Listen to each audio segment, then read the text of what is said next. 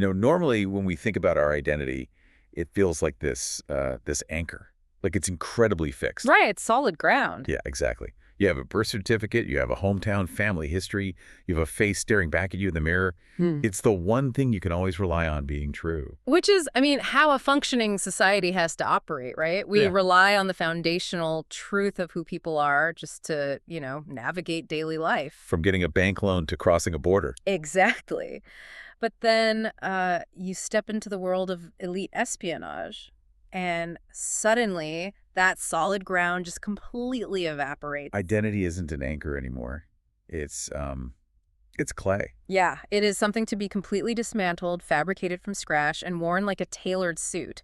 A suit that you can never, ever take off in public. It is the absolute definition of psychological muddy waters. Truly. You are tasked with systematically destroying your own authentic self to become a ghost, a completely manufactured entity. And the stakes for breaking character, even for like a split second, are literally life and death. Well, welcome to today's deep dive. We are going on an incredibly immersive journey into the declassified transcripts and firsthand accounts of Jack Barsky. Such a fascinating case. It really is. This is a guy who started out as a brilliant East German chemistry student and was systematically molded into a highly trained KGB illegal spy. Deeply embedded in the United States during the peak paranoia of the Cold War. The source material we're digging into today is remarkably candid. It's a series of extensive interviews where Barsky himself breaks down his entire arc. Right. He takes us from his initial recruitment through the grueling, mind-bending years he spent in deep cover, all the way to his astonishing defection.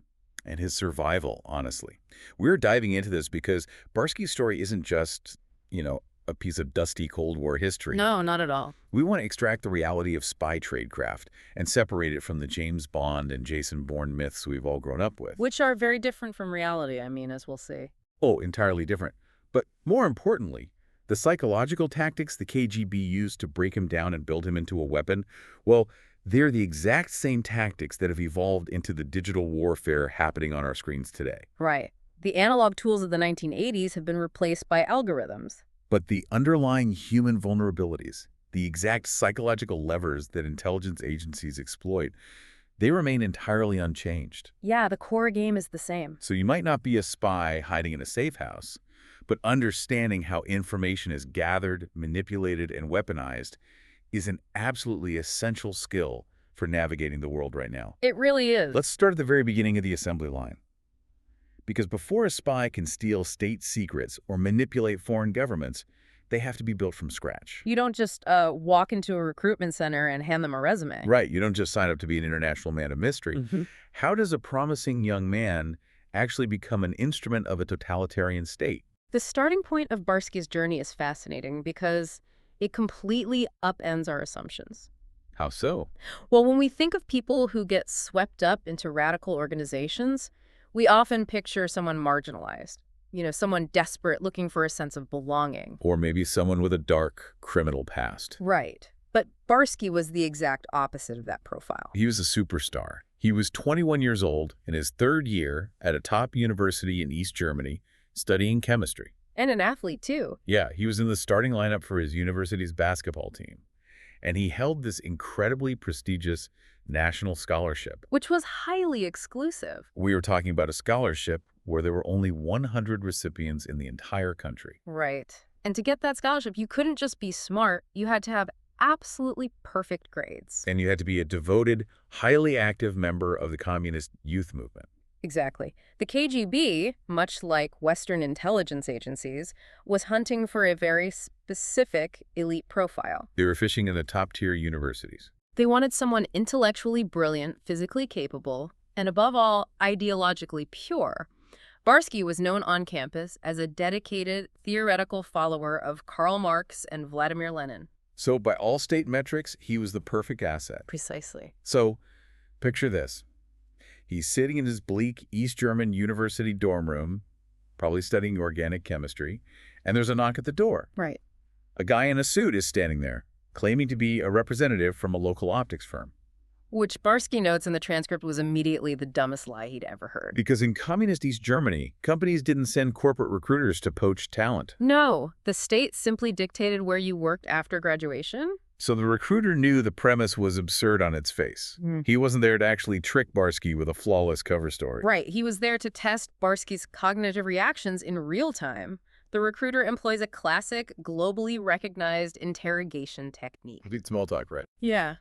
He sits down and starts making very casual small talk. He gets Barsky relaxed, talking comfortably about his future, his master's degree, his basketball games. He lowers the target's heart rate. Exactly. He gets him comfortable. And then, wham, he pulls the rug out. Radically changing the topic without a millisecond of warning. Just dropping the act entirely. Yes. The recruiter suddenly drops the friendly corporate act, leans in, and says, look, I have to be honest with you. I'm not from that optics company. I'm from the government. Can you imagine one day working for the government? Which is such a brilliant psychological trap. When you are hit with a radical context shift like that, your brain simply does not have the processing time to construct a believable lie. No, defensive shields are completely down. Whatever falls out of your mouth in that split second is the absolute truth sitting at the top of your mental stack. And Barsky's spontaneous reply to this massive revelation was simply, yeah, I could imagine that, but not as a chemist. It's so honest. That one honest, ambitious sentence is what gets him invited to the next level. He gets taken out to a fancy restaurant, orders the most expensive item on the menu. Living the high life. Yeah, and the initial recruiter hands him off to a German operative working directly with the Soviets. They put him through some basic training in Berlin for about 18 months. Mostly mundane stuff, right? Exactly. Yeah. Things like simple surveillance detection, seeing if you're being followed, and reading forbidden Western literature to gauge his reaction to it. But this was just the vetting phase. He still wasn't fully inside the organization. To get through the final door, he had to endure what we can only describe as the most toxic, high-stakes corporate interview process imaginable. Right. They finally take him to the KGB headquarters in Berlin. He's brought into an office to meet this short, highly intense Soviet commander. And the commander essentially looks at him and says, we know you have the qualifications, but we only work with people who can make monumental decisions very quickly. You have until noon tomorrow to give me a final answer. Are you in or out? Less than 24 hours to decide if he is going to sign his life away. It's a massive pressure tactic. He spends the entire night wrestling with the gravity of it. He thinks about leaving his mother, leaving his younger brother. Abandoning his dream of becoming a tenured chemistry professor. He has to give up basketball. But then his ego takes the wheel. He's 23 years old, and the most feared, powerful intelligence agency on the planet is telling him he is special. And there was a massive perk. Right. He gets to travel to the West. He'd get to experience a high standard of living, which was strictly forbidden for normal East German citizens. So the next day, he says yes. But saying yes was just the prerequisite for the real psychological conditioning. The KGB didn't just take his word for it. No, they needed to break him down to see what was underneath. Which leads to the infamous apartment test. This part is wild. So Barsky meets his new handler, a man named Nikolai. Nikolai picks him up in a car. They drive a short distance, and Nikolai simply barks an order. You've got to find a place to live. And then he literally kicks him out of the car. We have to set the scene here because finding an apartment sounds like, a normal adult chore.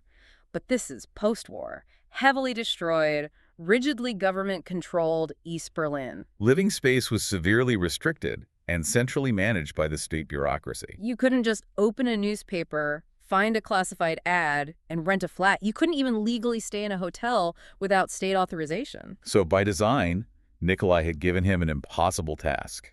It was a test of supreme self-reliance and emotional regulation. It's sort of like being dropped in the middle of the Sahara Desert and being told, find me a swimming pool, I'll wait. That's a great analogy. But Barsky doesn't complain. He doesn't roll his eyes or show any facial expression of panic.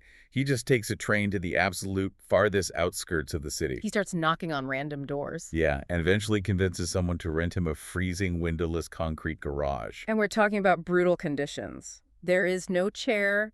There is a makeshift bed and a small table. There is a wood-burning stove for heat, but no running hot water. The toilet is literally an outhouse in the yard. And he lives in this freezing concrete box for 8 entire months. 8 months. Every single morning, he wakes up in his icebox, leaves the garage, and spends his entire day sitting in public libraries in Berlin just to stay warm and study. And when he periodically meets with his handler, Nikolai asks, did you find a place? Barsky simply replies yes. He doesn't complain about the cold. He doesn't ask for a stipend to buy a heater. He doesn't ask for help navigating the housing bureaucracy. No, because he learned the golden rule of espionage very quickly. Never answer a question that wasn't explicitly asked, and never reveal a vulnerability. Wow. So after 8 months of this agonizing mental endurance test, Nikolai sits down with him and casually tosses a set of keys across the table. Keys to a fully furnished, warm, comfortable apartment. An apartment that Barsky notes in hindsight was almost certainly sitting empty and available the very first day they met. It was essentially a special forces boot camp, but conducted entirely within the mind. The KGB had to know, beyond a shadow of a doubt, that if they dropped him into enemy territory and things went sideways, he could manage himself. Right, he could dig himself out of a hole without panicking. If he broke down or complained or gave up during the apartment test, he would be a massive liability in the United States. Exactly. He passed the test of ultimate self-reliance. Wait, hold on. There's a huge paradox here that jumps out from his interview. Barsky mentions that one of the primary reasons the KGB selected him over other candidates was because he was brutally honest. Yeah, he says he would admit his mistakes freely and transparently. That makes zero sense for an agency whose entire existence relies on deep deception. Why would the masters of lying want a spy who tells the truth? It sounds completely counterintuitive, I know, but when you look at the mechanics of running a solitary intelligence asset, it is the only way the system can function. The grand paradox of espionage. Exactly. A deep cover spy must lie to the entire world about their identity. They lie to their neighbors, their coworkers, even their spouses. But they must be 100% authentic, vulnerable, and truthful with their handlers back in Moscow. Because if Moscow can't trust the data coming in, the entire operation is pointless. Precisely. They were preparing to send him across the world to a hostile foreign country where he would have absolutely zero supervision. No one looking over his shoulder. So if he was a habitual liar, if he was the kind of guy who lied about small things just to protect his ego or cover up minor mistakes, how could the KGB ever trust the high-level intelligence he was sending back? They needed someone who, inside the fabricated shell of Jack Barsky, operated with total, unwavering honesty toward his commanders. Okay, that makes sense. So he's recruited, he's survived the psychological torture of the concrete garage. Now he has to actually understand the behemoth of an organization he is joining. Right, the KGB. And we really have to dig into the history of the KGB here, because this wasn't just a government bureaucracy like the DMV, or even a standard intelligence gathering agency. No, this was a historically terrifying apparatus built on a foundation of absolute brutality. To understand the psychological weight of what Barsky was attaching himself to, you have to look at the grim lineage of the KGB. In the transcripts, Barsky traces it all the way back to 1918. When the Bolsheviks, under Vladimir Lenin, had just seized power. And Barsky makes a point to note that this was an armed insurrection, a coup. It wasn't a true popular revolution. The Russian state was incredibly weak from the devastation of World War I, and Lenin simply took advantage of the vacuum. But Lenin was smart enough to realize that seizing power is one thing. Holding on to it requires an instrument of absolute violence. So Lenin contacts a radical Polish nobleman named Felix Dzerzhinsky and tasks him with forming a secret police organization called the Cheka. And their official stated mandate wasn't to gather intelligence, it was to conduct the Red Terror. The Red Terror, which was a systematic campaign designed to ruthlessly eliminate any perceived enemies of the new revolution. And the definition of enemy was incredibly loose and fluid. It was an era of brutal, lawless, localized terror. I read that you could have a dispute with your neighbor over firewood. Your neighbor could denounce you to the Cheka as an anti-Bolshevik counter-revolutionary, and the Cheka would simply execute you. Yes, and your neighbor would likely get to steal your belongings. Lenin initiated this machinery. Historians often debate this, but many note that Lenin's internal philosophy was perhaps even more ruthless than Stalin's. Really? Yeah, but Lenin died before he could fully develop the instrument of state terror. Stalin is the one who takes that crude instrument, the Cheka, and perfects it into a machine of unimaginable scale. Barsky details how Joseph Stalin used the KGB, which went through several acronym changes before settling on KGB, by the way, to wield absolute unlimited power over life and death. He gives the harrowing example of the early 1930s in Ukraine. Ukraine was known as the breadbasket of Europe because of its incredibly fertile soil. Stalin decided he wanted to force all the independent farmers into state-run collectives. So the government could completely control the food supply. Right. And when the Ukrainian farmers naturally resisted giving up their land, Stalin tasked the KGB with a horrifying mission: confiscate all the grain. And we mean all of it, not just the surplus. The KGB operatives swept through the villages and confiscated the grain the farmers needed to feed their own families. And even the seed grain they needed to plant the following year. Yes. They closed the borders of Ukraine so no one could leave to find food. This engineered forced famine is known as the Holodomor. The mechanics of it are chilling. It wasn't a failure of crops. It was a deliberate logistical operation to starve a population into submission. It resulted in several million people starving to death. Barsky notes it was a horror show, leading to widely documented desperate cases of cannibalism, and the KGB was the enforcement arm that made it happen. And the terror didn't stop with the peasantry. Stalin was deeply pathologically paranoid. Just prior to the outbreak of World War II, he initiated the Great Purge. If Stalin had even a fleeting, unsubstantiated thought that someone in his inner circle was a threat, he had the KGB arrest, torture, and execute them. He wiped out hundreds of high-level Communist Party members. He executed almost all of his senior military officers as top generals. Which is a brilliant example of paranoia defeating logic. By executing all his experienced generals just before Hitler invaded the Soviet Union, he effectively crippled his own military infrastructure. But the paranoia was a contagion that infected the KGB itself. Out of the 7 or 8 men who headed the secret police apparatus throughout his history, almost all of them were eventually arrested and executed. By their own successors once they fell out of favor. Exactly. Stalin even had his personal doctors arrested and tortured if he grew suspicious of their medical advice. The KGB became the most feared agency in the world because it held the unmitigated, unquestioned power of state-sanctioned murder. Hearing all of that, a massive question arises. How does a bright, educated young guy like Barsky reconcile joining this organization? It's a tough thing to square, right? Right. He was a chemistry student, a logical thinker. He knew he was joining the KGB. How does he square his conscience with a history of engineered famines and mass executions? The answer lies in the mechanics of state-sponsored brainwashing. You have to look at the environment he was raised in. From the moment he entered kindergarten in East Germany, the state instituted highly structured, age-appropriate indoctrination. They didn't start by teaching Marxist economic theory to 5-year-olds. They started by teaching them about the visceral horrors of the Nazis and framing the West Germans as the direct inheritors of that fascist legacy. By the time Barsky reached college, he was required to take mandatory, rigorous courses in scientific Marxism-Leninism. Scientific being the operative word there. They taught communism not as a political philosophy that could be debated, but as a natural, unavoidable scientific law. Akin to gravity or physics. Exactly. And this indoctrination wasn't just dry academic theory. It was deeply visceral and emotional. Barsky describes being taken on mandatory school trips to concentration camp memorials. He vividly recounts the sensory impact of those visits. Seeing massive piles of emaciated corpses in archival photographs, looking at a shrunken human head displayed in a glass case. Staring at lampshades that were literally made from human skin, commissioned by the wife of the Buchenwald camp commandant. When you are a kid and you are exposed to that level of pure, documented evil, it leaves a permanent emotional scar. The state narrative told him that the communists were the heroic heirs of the underground resistance fighters who bled in the streets to defeat that Nazi evil. So he believed in the core ideology with every fiber of his being. He genuinely believed that by joining the KGB, he was joining an elite brotherhood dedicated to protecting the innocent workers of the world from fascist imperialists. It wasn't until decades later, long after he'd been living in the U.S., that he finally accessed unfiltered historical records and learned the devastating truth about the KGB's own atrocities. Right. But with his ideological foundation completely solidified back then, the KGB felt confident moving him into the formal training phase. And this is where we have to discard the movie montages. This wasn't a quick 6-week orientation at a covert facility. His training took 5 solid years. 5 years, just to prepare for one job.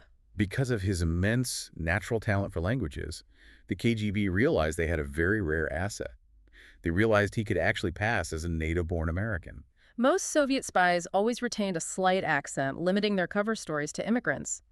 But Barsky could be molded into an American from the Midwest. So they relocate him to Moscow for 2.5 years of intense one-on-one training with a single goal: perfect his American English. His work ethic during this period sounds borderline obsessive. He wanted to emulate Lenin's legendary discipline during his time in exile. So Barsky forces himself to memorize 200 new English words every single day. 200 words. That's incredible. He is drilling vocabulary, studying American idioms, learning the cultural cadence of how Americans speak, joke, and argue. Alongside mastering the language, he had to master the highly technical, incredibly tedious world of analog tradecraft. This is where the reality of espionage diverges sharply from the Hollywood myth. Completely. There are no high-speed car chases. There are no watches that shoot lasers.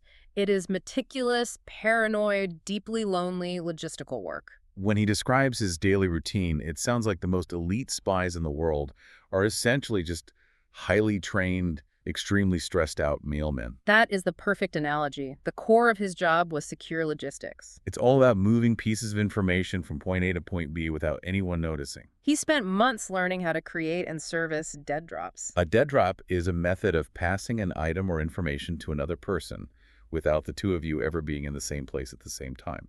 You never meet your handler face to face. So what does a dead drop actually look like in practice? It requires blending the secret into the mundane environment. Right. Barsky learned to cast fake rocks out of plaster of Paris, carefully painting them to look like urban debris with a hollow cavity inside to hold a film canister. Or he would take an old, greasy oil can, crush it so it looked like garbage, but leave just enough room inside to stash a document. He would then walk through a specific park, check to make sure he wasn't under surveillance, and casually toss this piece of trash into a specific patch of weeds. Hours later, a Soviet diplomat would walk by and pick it up. And to signal that the drop was made, he'd have to walk to a completely different part of the city and make a tiny, inconspicuous white chalk mark on a specific brick wall or a telephone pole. It's incredibly analog. He also had to master manual cryptography. This wasn't typing a message into a computer program that encrypts it for you. This was sitting at a table for hours, doing complex math manually to convert text into numbers, applying a mathematical algorithm, and encrypting the message by hand. He specifically discusses his training with one-time pads, which is a fascinating piece of cryptographic science. To understand why it's so powerful, you have to look at the mechanics. A one-time pad is a booklet of completely random numbers. You have a copy, and Moscow has the exact same copy. If Barsky wants to send the word hello, he converts those letters into numbers. Then he takes the sequence of random numbers from the pad and mathematically adds them to his message using modulo addition. Meaning if the sum goes past 26, you wrap back around the alphabet. Exactly. So the resulting encrypted message looks like total random gibberish. And here is the genius of the one-time pad.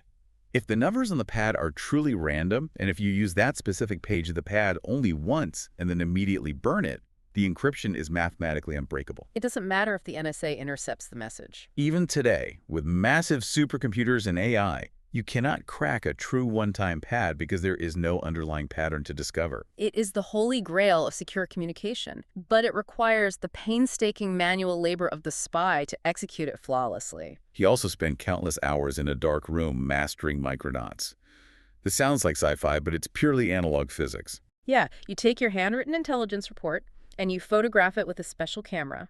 Then you use a microscope set up in reverse.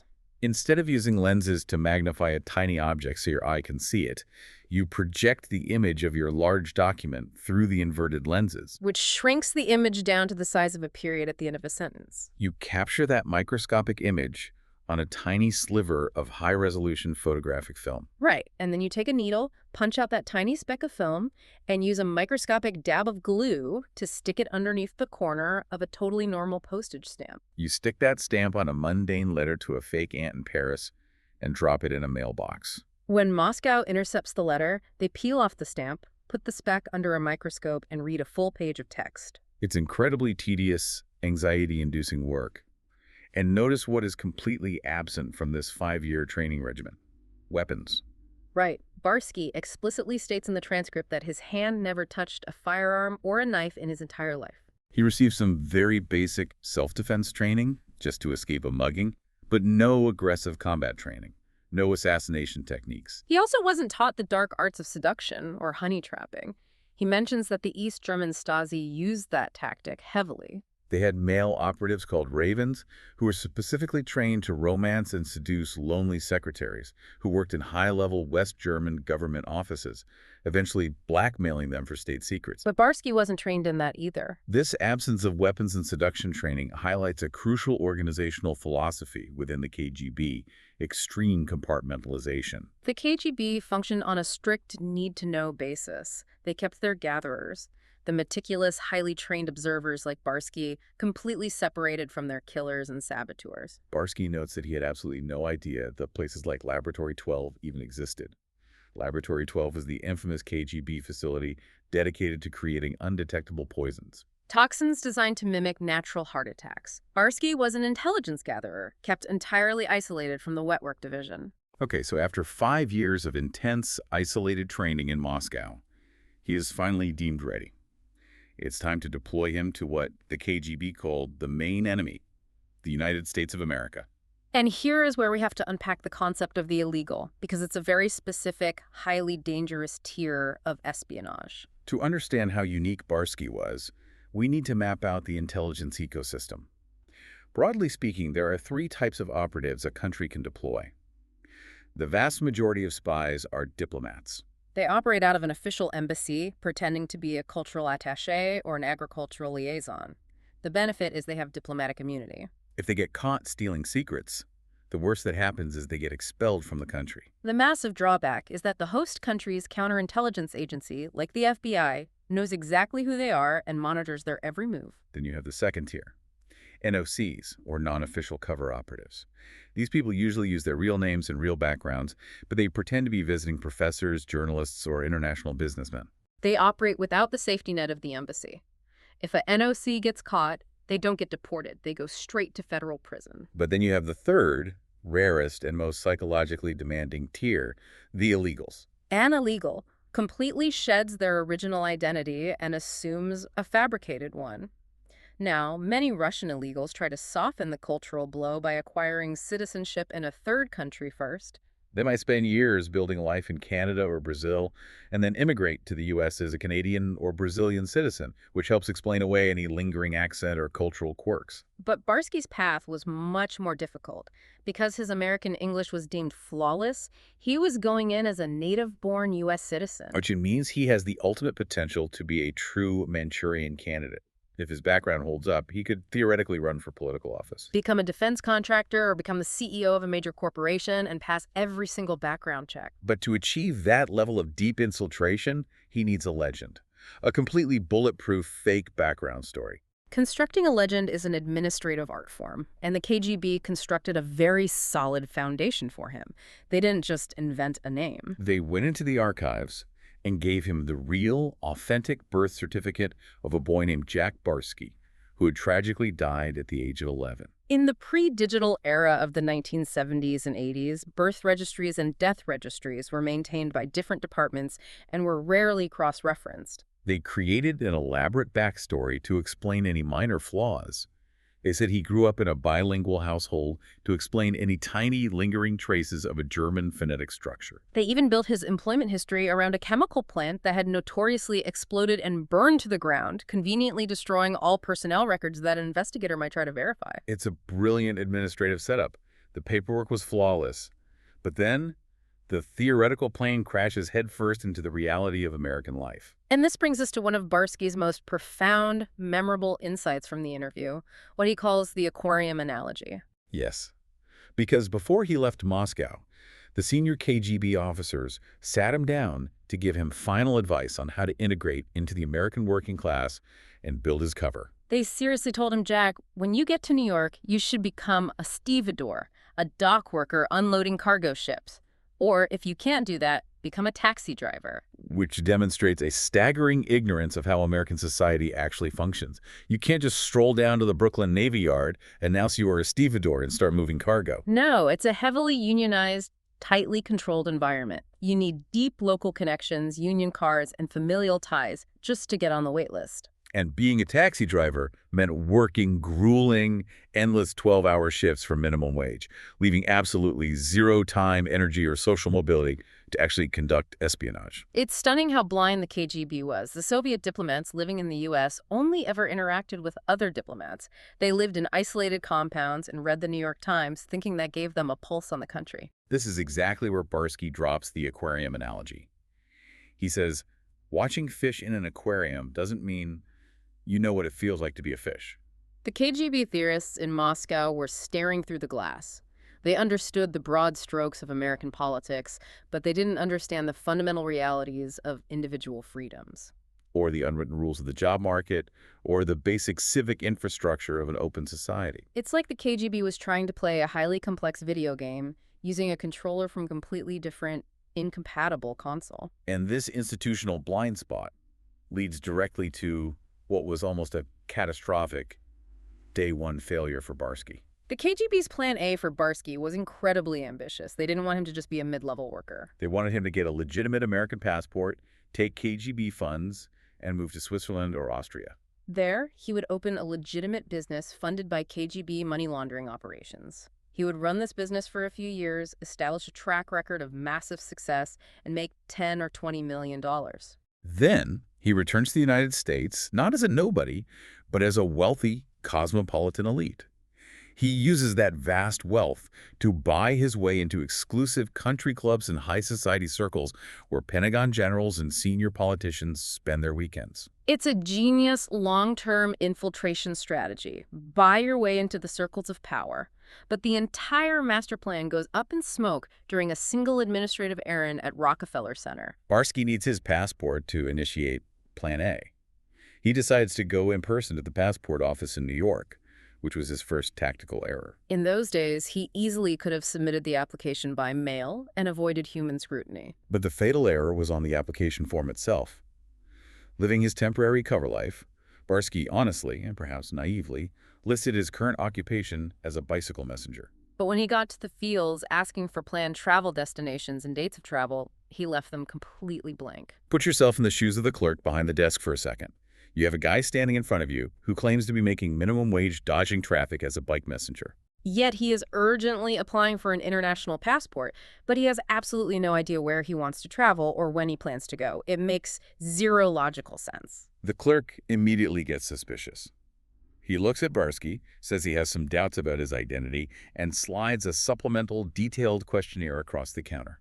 And that is the exact moment Barsky sees the jaws of the trap snapping shut. He looks down at the new form, and the very first question is, where did you go to high school?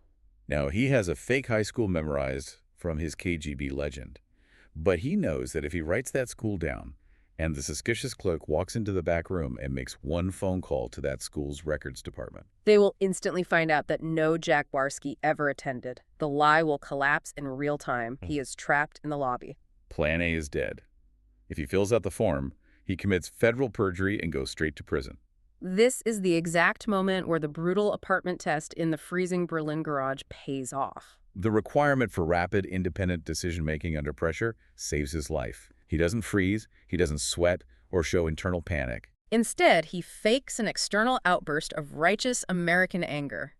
He slams his hand on the counter, starts loudly cursing, swearing about how he is a hardworking citizen who doesn't have time for this ridiculous government bureaucracy. He grabs his birth certificate right out of the clerk's hands, turns around, and storms out of the office. He doesn't run, which would trigger a chase. He just storms out like an angry New Yorker. And by some miracle of bureaucratic apathy, the clerk doesn't hit a panic button or call building security. Barsky walks out the revolving doors and vanishes into the Manhattan crowds.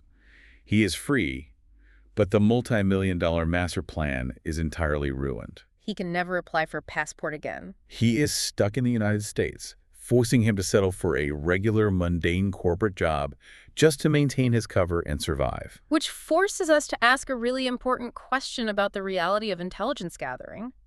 If Barsky wasn't rubbing elbows with Pentagon generals on the golf course, what was his actual value to the KGB? Why keep him there, right? Exactly. Well, he ends up getting a job in the insurance industry, specifically processing group health insurance policies for massive corporations, including defense contractors like Boeing.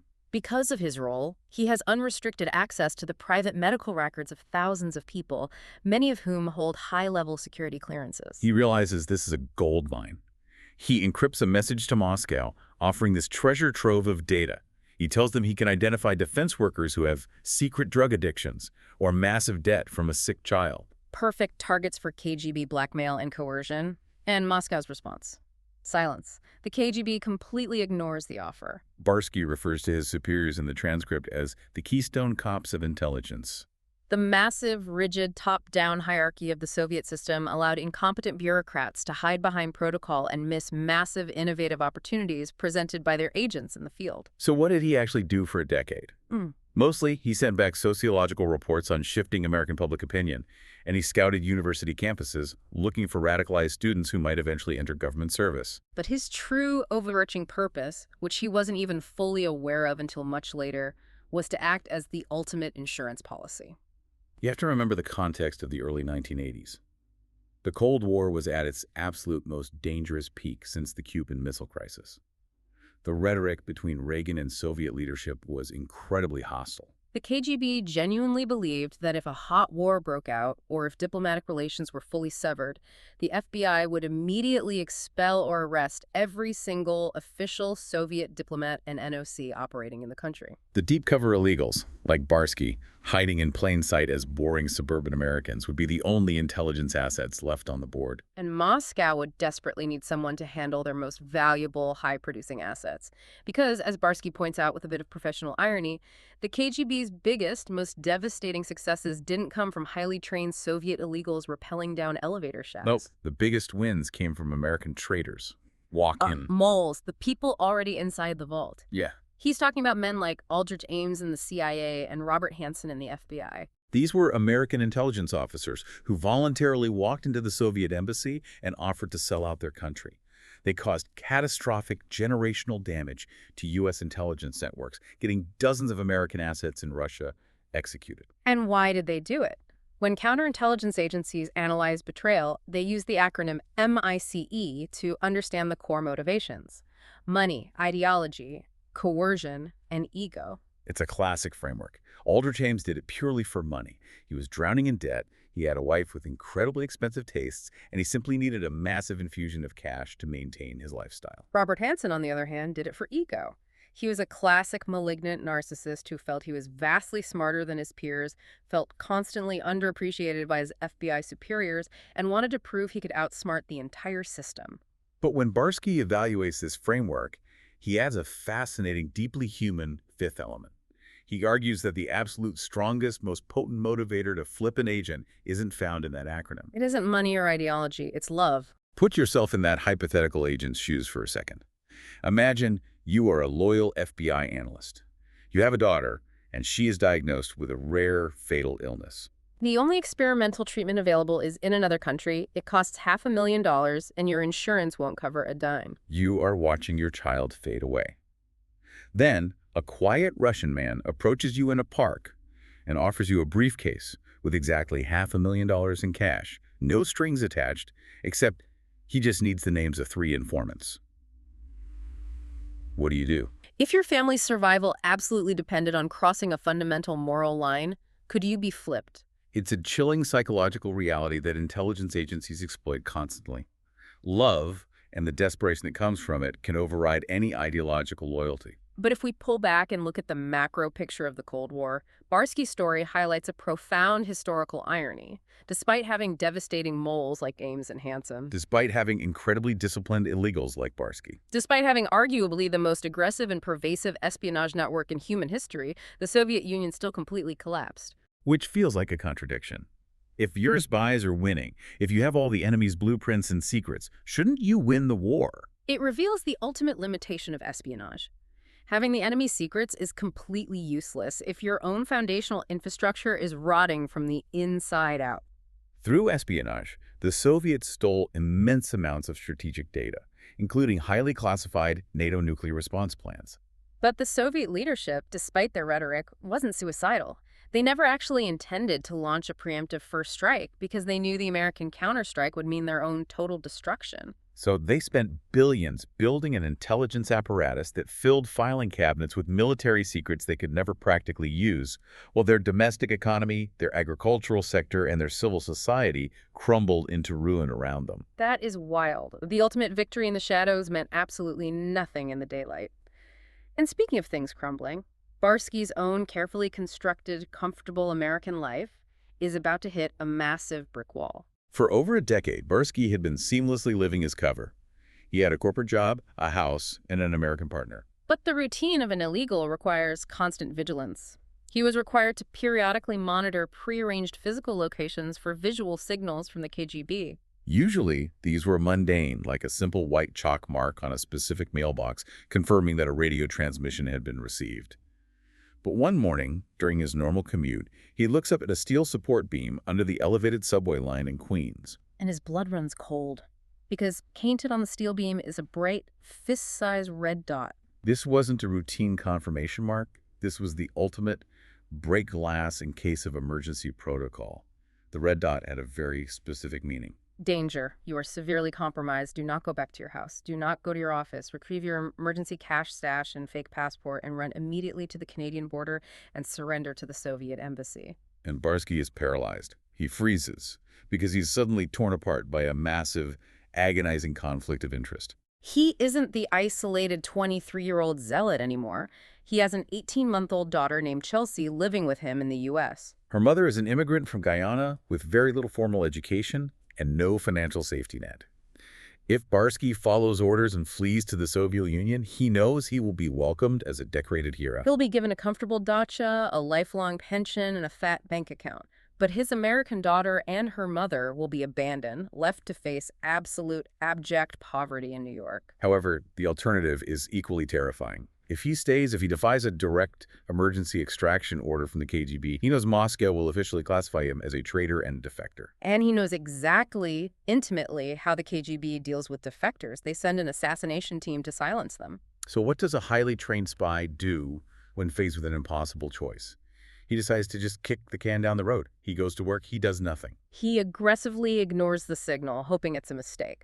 Until one morning, the reality catches up. He is standing on a dark, freezing subway platform in early winter, waiting for his train. A short, unremarkable man approaches him, leans in close, and whispers in a heavy, unmistakable Russian accent, "Come home, or else you're dead." The threat wasn't implied. It was explicit. The grace period was over. He had to make a decision immediately. And this moment is where the supreme irony of his entire life peaks. The KGB invested millions of dollars and 5 years of intense psychological conditioning to train him to be a master of deception. They trained him to lie flawlessly to Americans. But in his moment of ultimate desperation, he uses his masterpiece of deception against the KGB itself purely to save his American family. It is the absolute highest stakes version of calling in sick to work in human history. Barsky needs an excuse so powerful, so terrifying, that the KGB won't send a team after him. He invents a brilliant, bulletproof lie. Keep in mind, this is the mid-1980s. He establishes an emergency communication channel and tells his handlers that he cannot return to Moscow because he has contracted HIV/AIDS. To understand why this worked, you have to remember the context of the 1980s. A diagnosis of HIV/AIDS was considered a credible, terrifying, and rapid death sentence. Furthermore, Barsky knew the internal psychology of the Soviet Union. The Soviet leadership was absolutely terrified of importing the virus into their supposedly pure society. To make the lie mathematically perfect, he leveraged the KGB's own mandatory reporting bureaucracy against them. Years prior, as required by protocol, he had reported the background details of an American woman he was dating. He had noted in his file that her ex-boyfriend was a known intravenous drug user. Barsky now tells the KGB that he contracted the virus through her. It's an airtight narrative.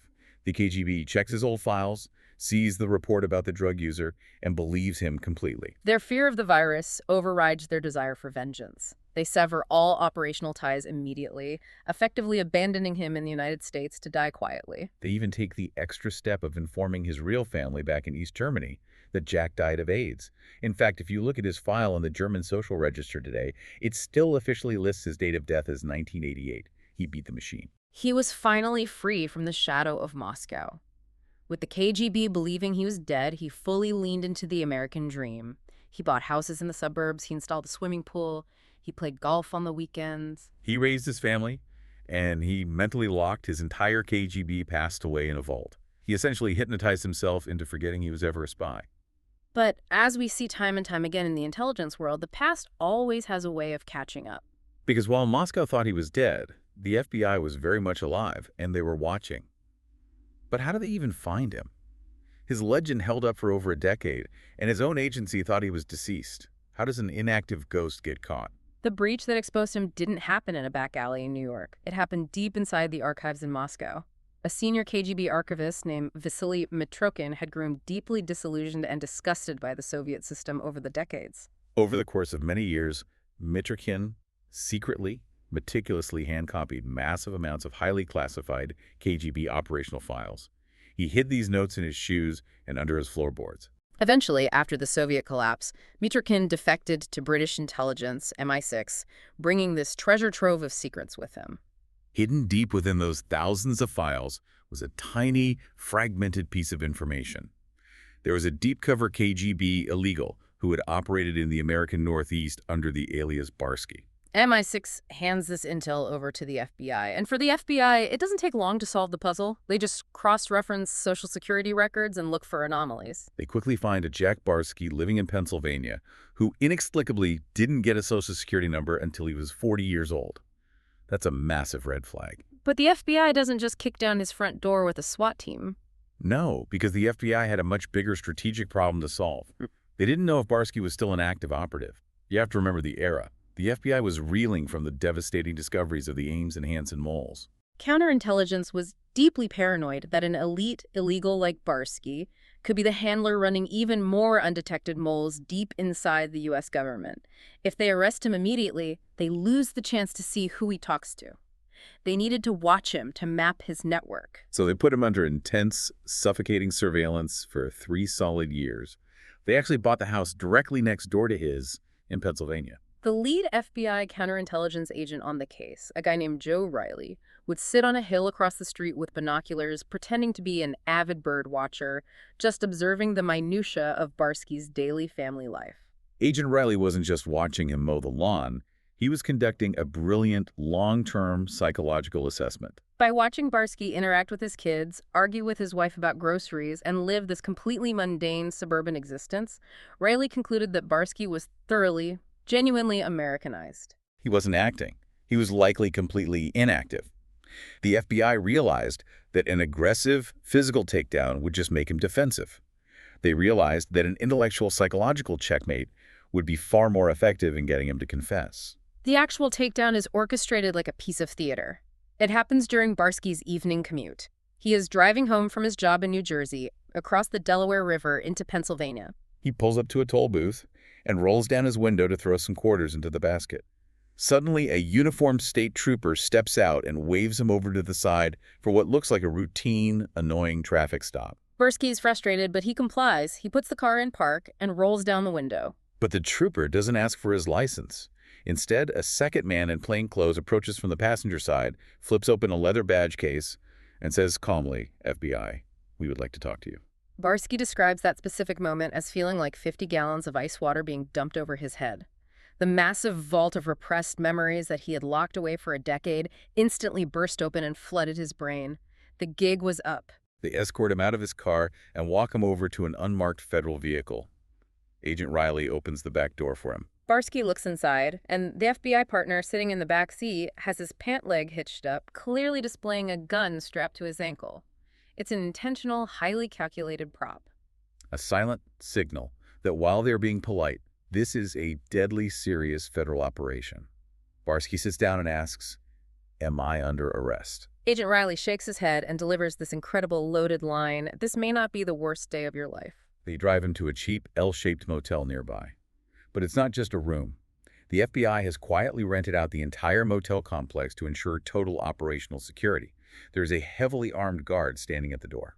When they bring Barsky into the interrogation room, they've set up more psychological intimidation props. They have large cardboard posters displayed on easels with his old KGB aliases, his birth name, and his old dead drop locations written in massive black letters. They want him to walk in, see those boards, and feel completely overwhelmed.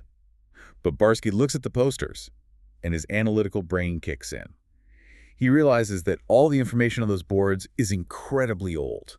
It's from the Mitrokin era. The FBI actually knows very little about what he's been doing for the last 10 years. And here is where his intense KGB training shines through one last time. He is terrified. He knows his wife could be deported, his kids could be thrown into state custody. He needs to take control of the narrative, so he seizes the initiative.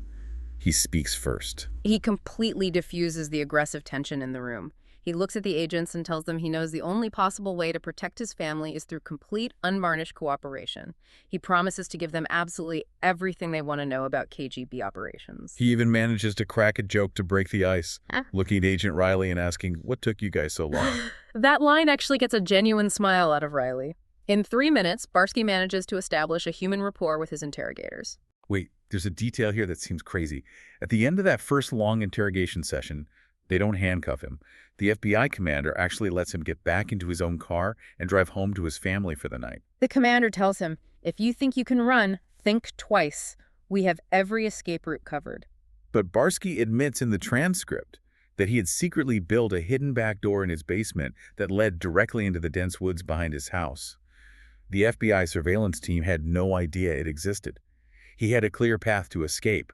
So why didn't he run into the woods? Because his core identity, his foundational motivations, had shifted entirely.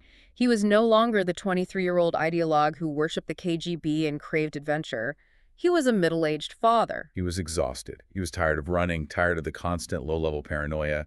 His ego and his political zealotry had been completely replaced by his love for his family. He chose to stay and face the music because running meant losing the only thing he actually cared about. Which meant committing to months of intense, exhausting debriefings, eventually culminating in a polygraph test at FBI headquarters to prove he wasn't holding back any active plots. And even this polygraph scene shatters our movie expectations. Yeah. There are no bright lights shining in his face, no screaming agents. It's a very calm, methodical conversation in a quiet room. But despite telling the truth, he actually fails one of the questions. Yes, and the reason he fails provides a fascinating look into the actual mechanics of how a polygraph works. People think a polygraph detects lies, but it doesn't. It detects physiological stress, spikes in blood pressure, changes in breathing, sweat gland activity, which are triggered by cognitive load. The examiner was asking innocent control questions to establish a baseline, but the examiner phrased one question as a confusing double negative. He asked something like, "Were you not born in Germany?" Which forces the brain to do grammatical gymnastics. Exactly. Barsky's analytical brain had to pause. He had to process the logic. Wait, I was born in Germany, so if I say yes, does that mean yes I was not, or yes I was? That split second of intense cognitive friction caused a tiny spike in his blood pressure and heart rate. The highly sensitive machine registered that physiological spike as deception. Once Barsky pointed out the confusing syntax, the examiner rephrased it normally. Barsky answered without having to translate the logic, and he passed the rest of the test flawlessly. It's an incredible conclusion to his operational life. He cooperates fully. He provides massive insights into KGB training protocols. He actually becomes genuine friends with Agent Joe Riley.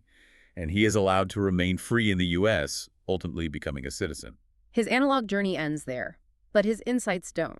Barsky's story is deeply rooted in the analog Cold War, but the observations he makes in these interviews provide a fascinating and frankly chilling lens through which to view today's digital geopolitical landscape. It's fascinating to look at modern geopolitics strictly through the lens of a former KGB agent.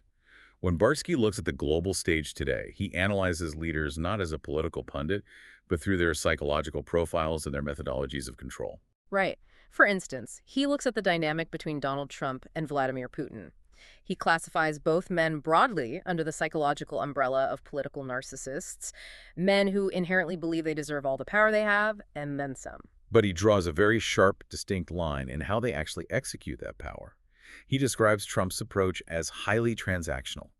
He views Trump as a businessman who wants to build a legacy, someone who fundamentally wants to be celebrated and perhaps win a Nobel Peace Prize. He also notes that Trump, despite his rhetoric, still operates within the bounds of a legal system, hiring lawyers and appearing in court when sued. Barsky contrasts that sharply with Vladimir Putin. He describes Putin as an outright, unrestrained dictator driven by deep historical grievance. Barsky suggests that Putin operates under massive illusions of grandeur, genuinely viewing himself as a modern-day incarnation of Alexander the Great or Peter the Great. According to Barsky's analysis, Putin is determined to build a massive historical legacy through aggressive territorial conquest, and he's completely indifferent to the human cost required to achieve it. Which leads directly into Barsky's explanation of how Putin maintains that absolute power internally. We always hear in the news about the Russian oligarchs, these billionaires with massive yachts who seem untouchable. But Barsky discusses a phenomenon that the Western media darkly refers to as sudden oligarch death syndrome. It's the orchestrated, systemic use of fear as a management tool. Barsky points out that under Putin's regime, if an oligarch crosses the line, criticizes the war, or holds back funds, bad things happen with startling regularity. Wealthy men suddenly fall out of high-rise hospital windows. Or, in the most spectacular case, Yevgeny Prigozhin, the mercenary leader who dared to march his troops toward Moscow, steps onto a private plane that mysteriously falls out of the sky a few weeks later. And Barsky argues a really terrifying point here. Putin doesn't even need or want to hide these assassinations. The fact that the Western press reports on them and everyone suspects the Kremlin serves Putin's purpose perfectly. It sends an unmistakable, terrifying signal to any other oligarchs, generals, or intelligence agents who might be considering defection or rebellion. We will find you, and we will kill you, and no amount of money can protect you. Paranoia isn't a side effect of the regime. Paranoia is the primary weapon of control. But when Barsky zooms out to look at global power structures, he makes an even more profound point about where true influence resides today. He was asked in the interview, who holds more raw power in the modern world? The traditional old money banking dynasties like the Rockefellers and the Rothschilds, or the modern tech billionaires. Barsky unequivocally points to the tech oligarchs. He specifically names Elon Musk as a prime example of someone currently wielding immense, unprecedented power, surpassing even the wealth-based influence of someone like Bill Gates. Why? Because Musk controls vast, real-time communication networks and global information flow. Barsky states it plainly. The power has always been where the information is. This observation perfectly bridges the gap between analog KGB tradecraft and modern information warfare. Back in Barsky's day, the KGB had an entire, well-funded directorate dedicated entirely to active measures, which was the doctrine of spreading lies and discord within enemy territory. Barsky recalls how the KGB successfully planted fake, damaging rumors, like the story that J. Edgar Hoover was a cross-dresser, or the horrific conspiracy theory that the CIA intentionally invented the AIDS virus in a government lab. They did this by slowly feeding forged documents to sympathetic or naive journalists until the stories gained mainstream traction. But back in the 80s, executing an active measure took immense time, patience, and human resources. Today, Barsky points to the digital evolution of this tactic, the Internet Research Agency in Russia. They don't need to spend 5 years training a human illegal like him to slowly plant a story in New York. They use buildings full of IT experts to create thousands of artificial personas on social media in an afternoon. And their operational goal is incredibly sophisticated. It isn't necessarily to support one specific politician over another, which is a common misconception. Their goal is to amplify existing societal friction and accelerate democratic decay. They infiltrate highly emotional, ideologically motivated groups online. They target both the extreme left and the extreme right simultaneously, and they push both sides further toward radicalization. Barsky notes verified instances where these entirely fake, Russian-controlled digital personas successfully organized opposing real-world physical protests on American soil on the same day, just to watch Americans fight each other in the streets. So as we wrap up this deep dive, put yourself in this mindset. Is an AI chatbot feeding you subtle, emotionally charged disinformation? Today's exact equivalent of Jack Barsky slipping a microdot under a postage stamp 40 years ago. The ultimate goal hasn't changed one bit. Adversaries still want to undermine the enemy from within by exploiting our human vulnerabilities. But the tools have evolved from plaster rocks and invisible ink to highly targeted algorithms and synthetic deepfake identities. To summarize this truly incredible arc, Jack Barsky transformed from a brilliant, brainwashed East German youth who genuinely believed he was fighting for the righteous cause of communism into an elite, highly trained KGB illegal. He endured profound psychological isolation to become an American family man hiding in plain sight. And ultimately, he used his elite training and deception to defeat his own masters and save the people he loved. He is a living, breathing relic of a bygone era of analog espionage. He really is. Which brings us all the way back to the thought we started with, the concept of your identity. Jack Barsky had to spend 5 agonizing, lonely years learning how to become an American. He had to forge a physical identity, endure immense psychological pressure, and master incredibly complex, tedious analog tradecraft just to manipulate a handful of people in New York. Today, foreign intelligence agencies don't need 5 years or millions of dollars. They can generate thousands of perfectly tailored, culturally flawless, entirely fake American identities with a single click of a mouse. They can manipulate the emotions, the anger, and the political actions of millions of citizens without a single operative ever setting foot on U.S. soil. The spies aren't hiding in the freezing apartment next door anymore. They are living right inside our pockets, on the screens we stare at every day. What does that reality mean for how you will consume your information tomorrow morning, when the identity of the person you're arguing with online or the article that makes your blood boil might just be digital clay, molded by an algorithm designed to break you down? Keep questioning your sources, keep examining your own reactions, and thank you so much for joining us on this deep dive.